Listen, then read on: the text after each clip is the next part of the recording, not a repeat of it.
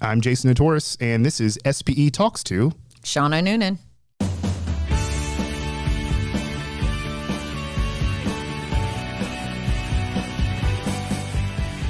Welcome to the SPE Podcast. If you haven't subscribed yet, we encourage you to do so. Great way to keep up with the latest oil and gas technical trends and valuable information. And joining us in studio, a special guest, first episode of the new year, our 2020 SPE President, Shauna Noonan. Any big resolutions to turn the page for the calendars? Instead of the standard lose weight, make more money, again, I'm being a little bit more big picture. So in order to be successful this year as SPE president, I have to make sure that I am healthy. I also am trying still to figure out how to balance my SPE obligations with family. I have a daughter that's going to be graduating high school this year, so I need to make sure that I'm home for graduation and prom and to be getting them set up for college. And then a big thing is really just to stop and smell the roses. And this really hit me when I did one of my visits in December, and it was to Quito. And people will ask me saying, wow, what was Ecuador like? And I was there for less than 24 hours.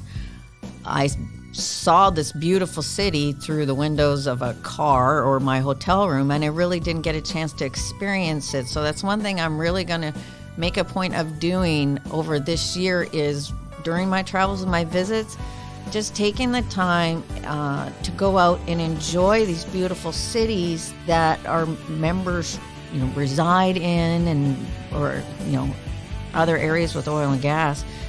So at the end, once I'm done, I'm looking back on my journey as SPE president. Again, it's going to be more of something other than just being inside of hotel rooms and corporate offices and that. So that's my big to-do. Again, it's going to be interesting because then that's also going to be impacting, could be making my trips longer, but it's also going to be more time away from home. So again, trying to find that balance. I haven't figured it out yet, but that's one of my big resolutions this year. I like that perspective, though. And as someone who likes to multitask, you could always just take your jog while smelling the roses. Yes. All right, so what about New Year traditions? In my family, we eat pork and cabbage, which I like, so there's no problem there. Then we'll also get some confetti, some poppers. This year, something kind of new, so I don't know if you want to call it tradition. I hope it becomes a tradition. My wife took our Christmas tree decorations off, and then she replaced them with festive New Year decor. I dig it. I fully support it. So I'm going to add it to our traditions list. What about you? For New Year's, a tradition that we've started with our neighborhood, because we've lived in the same neighborhood now for 20 years and have all the same neighbors. So we do one of these, it's called a progressing dinner, where you start off, somebody hosts, say, the appetizers, and you all go to that home, have the appetizers, and then you move to somebody else's home for the main dinner, and then obviously for dessert. And it kind of got a little crazy there for a while, because when you have so many families, then we end up having, the pre-appetizer house, and then the appetizer house. And then by the time you get to the house that's hosting the main dinner, you're already so full that you just can't proceed. So we're trying to be a little smarter this year the way we do it, but that's our New Year's tradition. For me, even being able to see New Year's is a difficult task because I'm always up so early in the morning. I typically get up at 4:15. A lot of that was because I always worked with offices, whether they were in Africa or in the Middle East, and that's when you'd have 6 a.m. teleconferences with them. So it's always been a challenge that I actually stay up to see New Year's because I'm typically in bed by about 9:30. So let's see how it goes this year. Best of luck.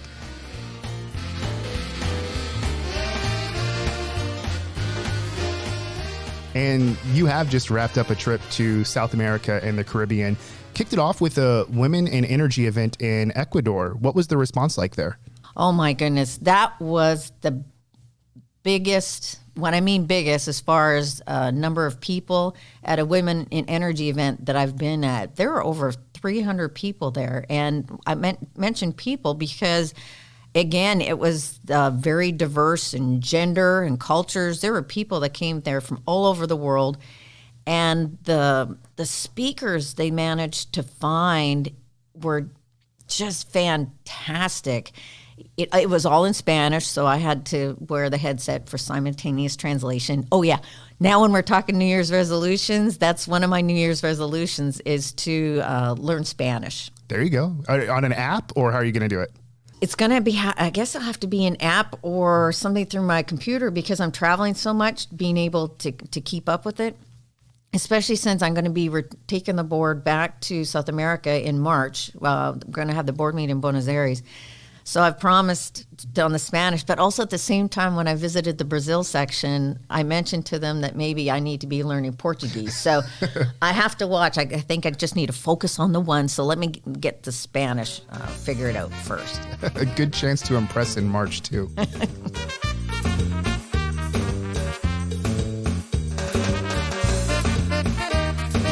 Just touching on a few other items, because this looks like a very eventful trip. I'm looking at the agenda. Some talks you gave at Unicamp in Brazil. Then you visited all 3 sections in Argentina. One of the more interesting things that I'm noting here is that you took a picture with a JPT magazine that was printed before you were born. So this was in Rio at the Brazil Regional Awards. A man was recognized for 60 years as an SPE member. 60, like 60. And he came to the event holding... He said it was the second JPT. It was from 1962. And yes, that JPT was older than I am. And then he also showed up with the first monograph for well logging. He was so proud. He came in holding them like they were, like Moses with the 10 Commandments. And he was just so genuine, so appreciative to what SPE did for him.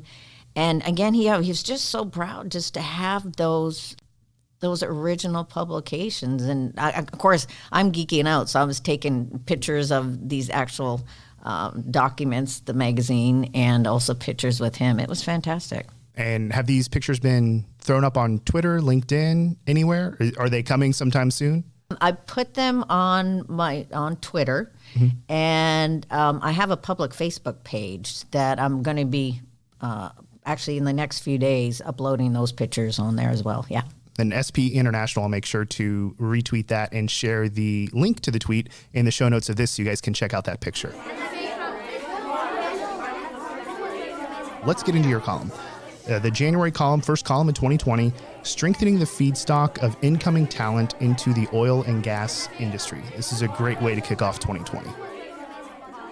I always look forward to the start of a new year and the tradition of setting new goals, both professionally and personally.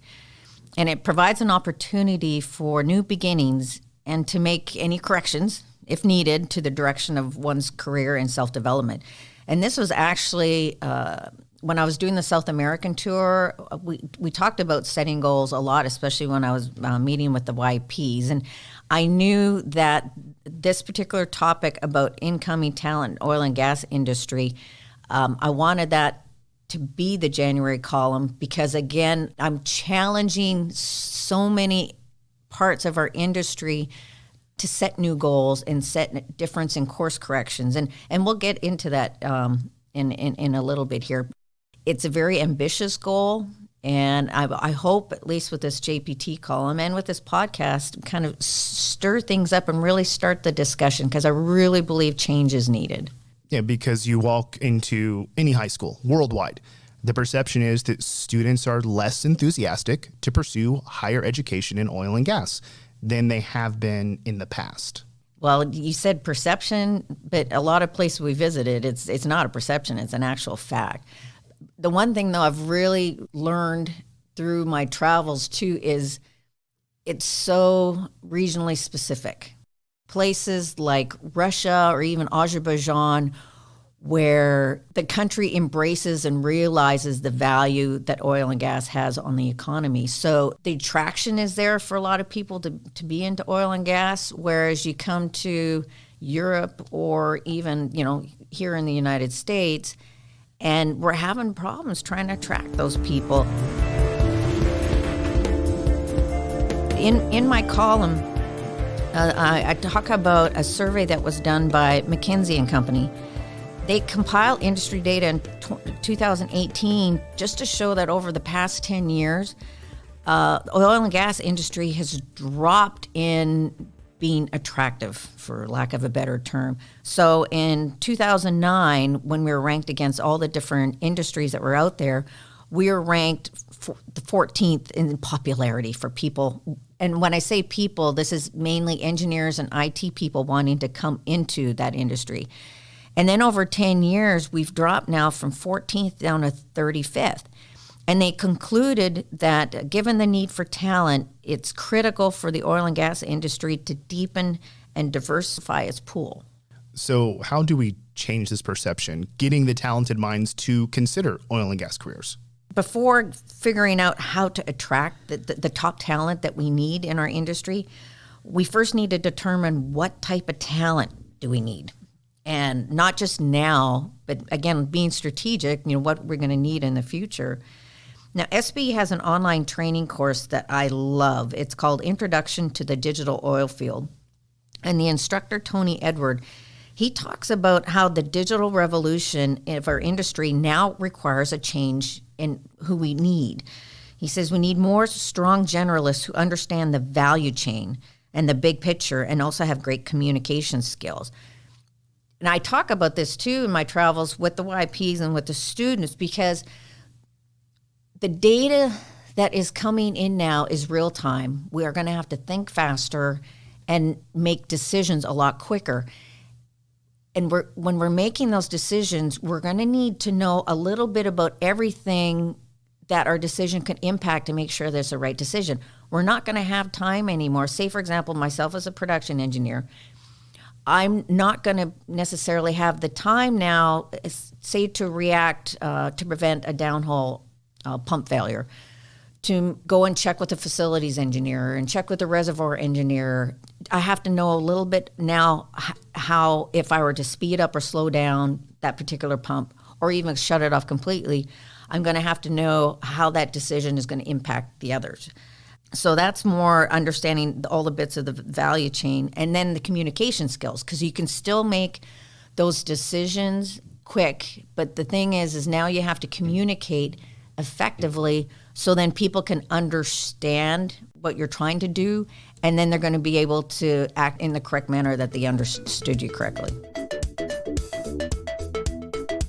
If the need for change is so immediate, what is holding up the widespread adoption? What course correction should be made to navigate our industry in the right direction to bring in people who have that mindset to help better facilitate some of the roles that are open right now? Well, Jason, I believe that there's just not one issue that's hampering our efforts with attracting that next generation of engineers and geoscientists. I believe there's actually three. The first one's the most obvious, the negative public perception. But then I really believe that it's our unattractive business models, our boom and bust, hire than fire, as well as all the roles that we have within oil and gas. They're difficult to have when you're trying to achieve work-life balance.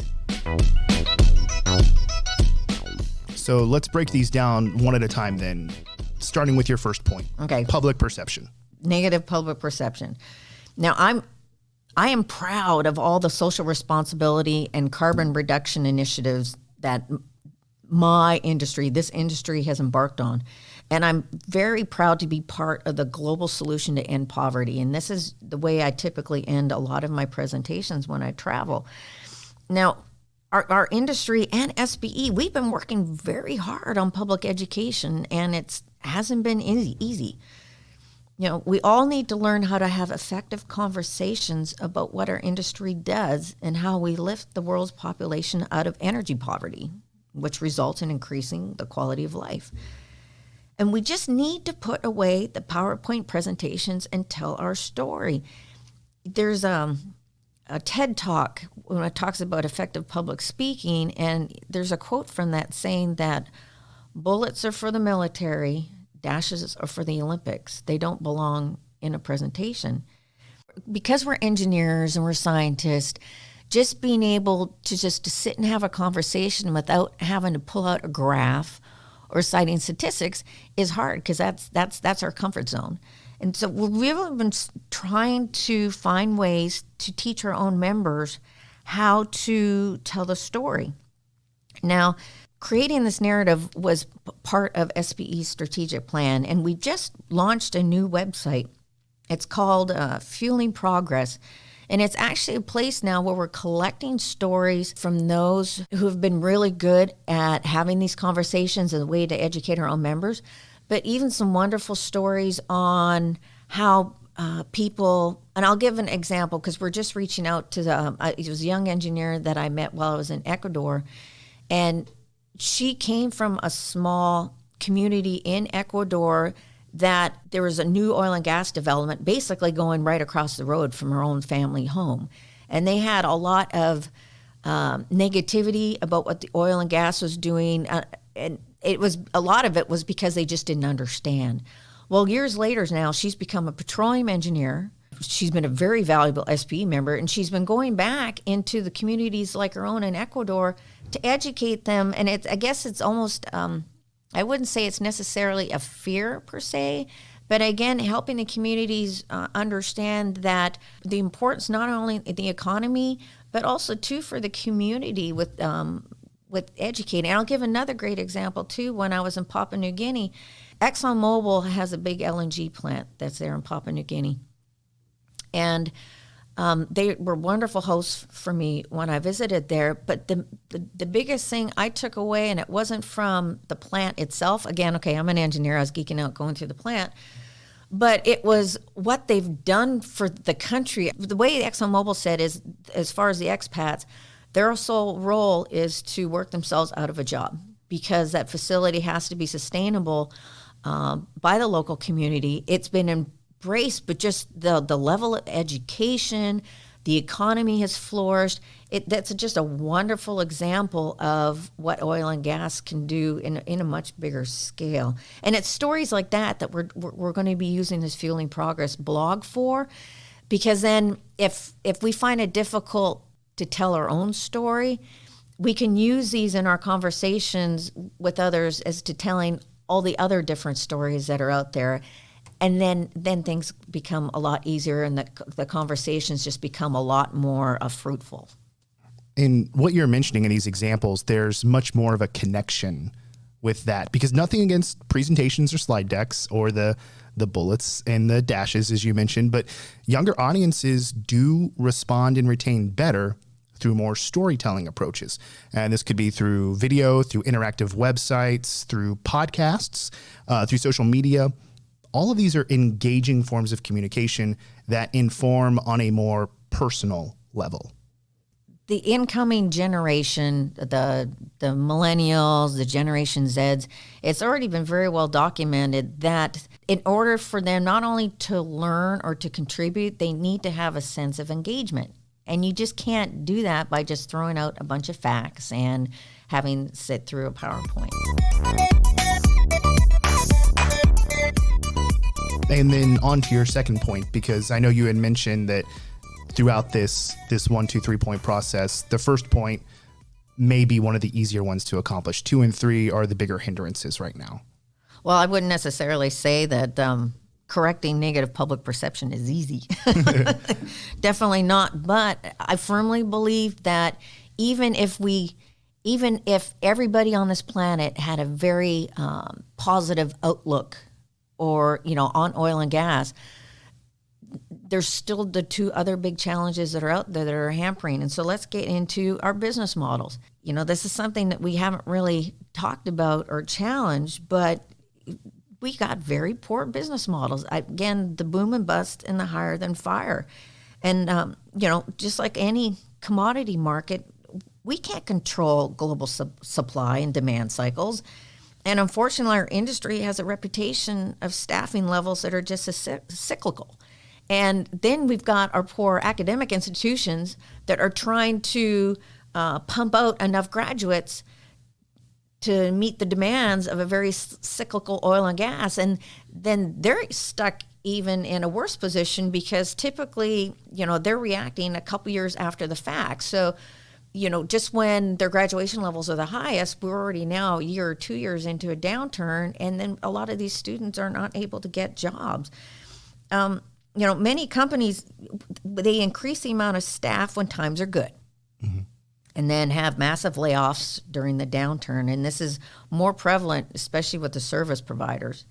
And of course, it's always the latter that makes the newspaper headlines. It's rare that you see that, it's a great time in oil and gas and employment, lots of positions open. They tend to always look at more the negative side of things and talk about all the layoffs that we have. Well, job security is always important. It's always been important for everybody. But now with the incoming generation, they'd much rather have a sense of job security than a bigger paycheck.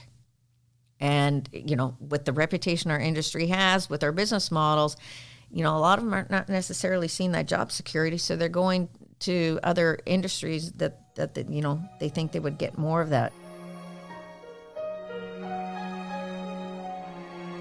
While the Permian Basin is one of the most active and populous regions because of the unconventional shale boom, this region struggles with attracting local young talent because they are witness to how their families and communities were dramatically impacted during the last downturn.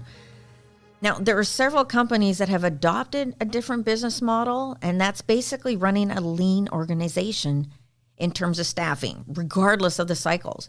And I'm proud to say I work for one of those companies that didn't reduce staff during the downturn at all.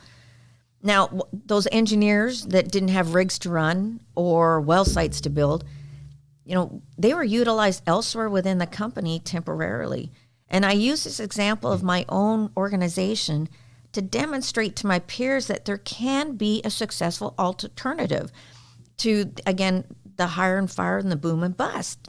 A better organization to respond to the ups and downs of industry activity. Now, understandably, finding a better organization model will be more difficult for other areas of our business, such as with service providers or drilling companies. There's actually an interesting chart that's in my article that actually shows the employment in oil and gas, and it's split from those that are involved from drilling, more of the support services, the service providers, and then the oil and gas producers. And the most significant, starting in late 2014, the most significant drop in employment levels were those on the drilling and the service side. So, that's not a surprise. But they're going to be a little bit more challenged to find a better business model because it's difficult for them to, say, adapt a lean, because what they're doing is they're responding to oil and gas companies such as mine when, things are good.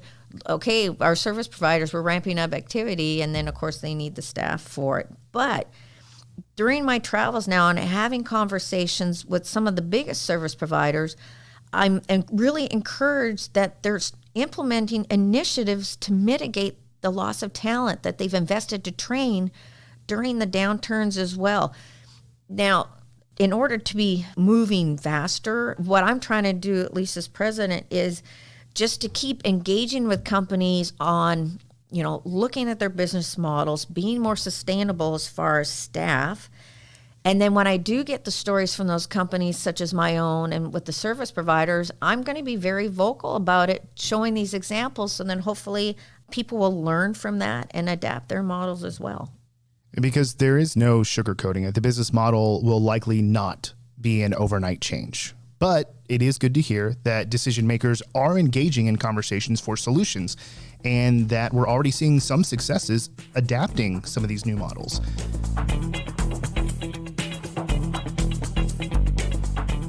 But I'm sure with some of these new practices, it's also going to change some of the day-to-day routines for the employee. So we've talked a little bit about the employer and those conversations happening, but how the employee is affected by these business model changes, that's another area that I've heard needs to be addressed. We need to be changing a lot of our roles, and we have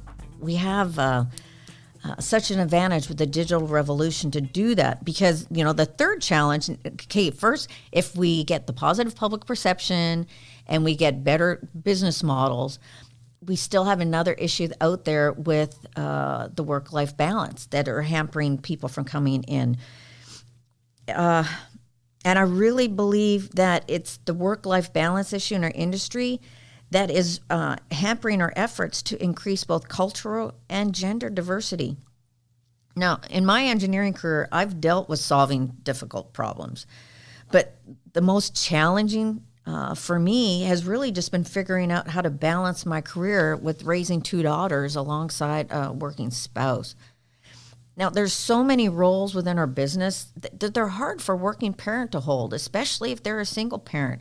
A lot of these are more in fields of operations or even in manufacturing plants.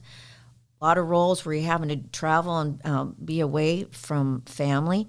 Now, when I entered into this industry, I knew and accepted the fact that there were going to be roles or opportunities I'd have to turn down because I wanted work-life balance. I firmly believe I could be a lot further in my career than I am now if I had not turned opportunities to be moving my family international several times over my career, or that would have me away from home a month or more at a time. And I accepted that, and I'm still proud of those decisions. But the thing is, times have changed, and the incoming generation, they're selecting career paths to ensure that they don't have to be faced with the decisions that I did in order to have the balance. You make a good point here. For me, I would use the term sacrifice, because you can only fill yourself up with so much time in the day, and you're going to need to sacrifice somewhere with work and life in one direction or another, teeter-tottering back and forth, whether it be throughout the day, throughout the week, throughout the month, throughout the duration of the job that you're holding. So it's making the choices that you think will be best for you, but also trying not to hurt your career growth along the same way, because there's only so much that we can do. In my article, I actually have several quotes and statistics on this, and we're going to have to change. This is something that really is holding people back from entering our industry, especially if we're trying to increase diversity, gender diversity. First of all, we need to get those people into our industry, right? But then there's a point where, say, 5 years in, now we're losing a lot of our engineers and geoscientists and a lot of women, and that happens to be when people are having families. It's there. We can see it that we're losing, not getting people in, but we're losing people from staying in our industry because they're not getting that work-life balance.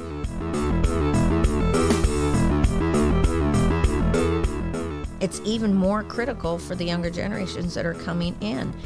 Now, I mentioned in my article and also earlier in this podcast about this McKinsey study, and it was recommended that, we really need to create and communicate to young workers the possibility that there are flexible career paths, and developing such pathways will benefit both men and women, but probably women a bit more, setting them up for future success.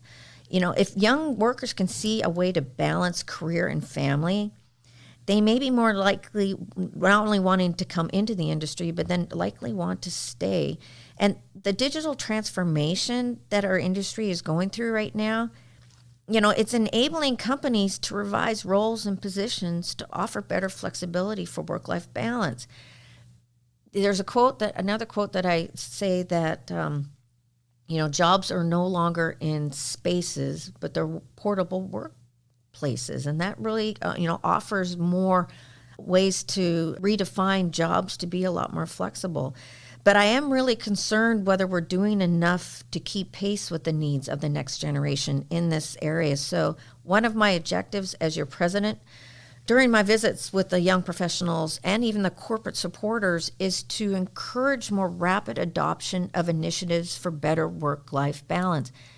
That Women in Energy event that I did in Quito, there were many presentations on this, and there were a lot of people from human resource departments that were there in attendance. And one of the takeaways that came from that was we're going to need both to create change. We need to communicate more with our own human resource staff to let them know what these job roles could look like, and then they can make the changes organizationally and then be able to attract those people into them. So it's not going to be us waiting to let part of our business make that change. We're going to actually have to help guide them as to how those roles can look like. So again, they're roles that are still adding value to the company, but also too, they're offering that work-life balance. Because during your travels, you've given really good presentation investing in yourself and your career. Most recently, a few young professional audiences got to hear that presentation. And it does sound like an interesting discussion about career goals, specifically for the younger generations. When we're talking about coming into the new year and setting goals, I recently was giving this presentation. The premise was basically investing in yourself, but a lot of that investment was investing into strengthening your communication skills. For example, something that I would say in a group of my fellow Canadians, if I were to have that same conversation, say with someone from Asia Pacific, the perception and understanding of what we were talking about could be completely different. So it's always being aware of who your audience is and the way they perceive things in order to communicate effectively.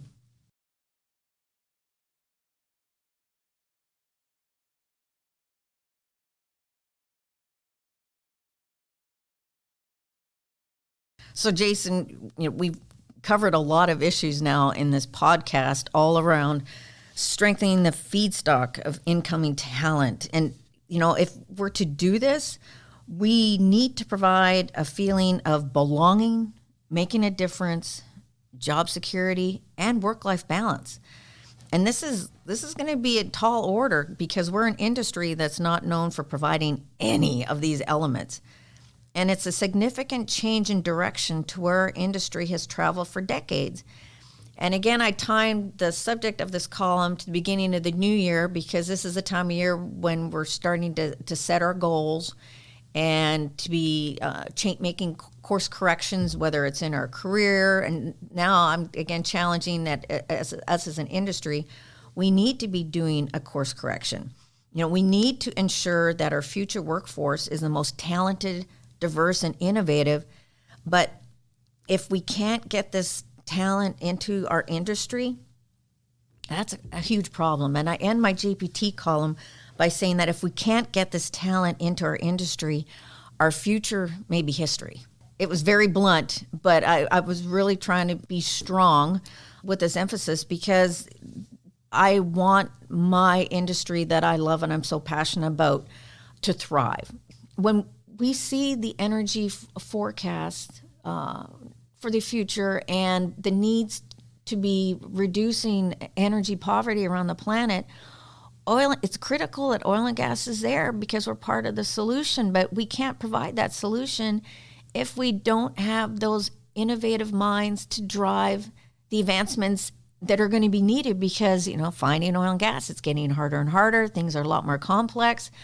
This is so important on a global scale that that we need to be emphasizing and getting those people in now.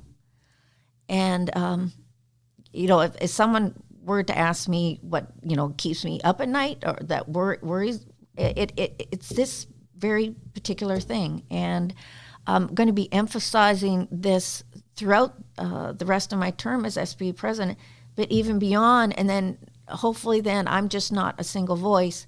We have the voice of many more of our members to be driving this, getting out into the schools, working with the teachers, having effective conversations even with our own children to make this serious course correction because it has to get done. And it's almost a shame that this is a podcast and not a video because just for our listeners, I need to describe that Shauna's not reading words off of a piece of paper here. You can see the passion and the drive that she has for this message. And it's not just something that's coming off of a whim. You can tell that there's levels and depth of thought that has gone into this. And I really hope this helps spark a conversation. Use hashtag SPE Podcast, send her an email, talk to us about this. We would love to hear your feedback. Question of the month is next, but first a reminder that SPE is now accepting nominations for outstanding work in the E&P industry. Take a moment to help nominate your colleagues for the recognition they deserve. The international awards deadline is 15th of February, and the regional awards deadline is the 1st of March.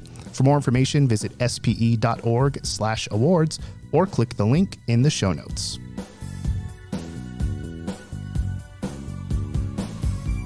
In coordination with Shauna's column, each month we also want to ask you, the listener, a question. We'll be reading some of the responses on future podcasts. So here we go. Question of the month. Why did you enter into the oil and gas industry? Okay, so we want to hear from you on this. Email your responses to president@spe.org. That's why did you enter into the oil and gas industry? Looking forward to those responses. Let's keep the conversation going. Use the hashtag SPE Podcast to reach us on social. Looking for the latest episodes? Search the SPE Podcast on Apple or anywhere else you listen to your podcasts. Please leave reviews. We appreciate the 5 stars and hearing your feedback. You can find us online at spe.org/podcast. And a special thanks to this episode's guest, 2020 SPE President Shauna Noonan. I'm Jason Otoris, and thanks for listening.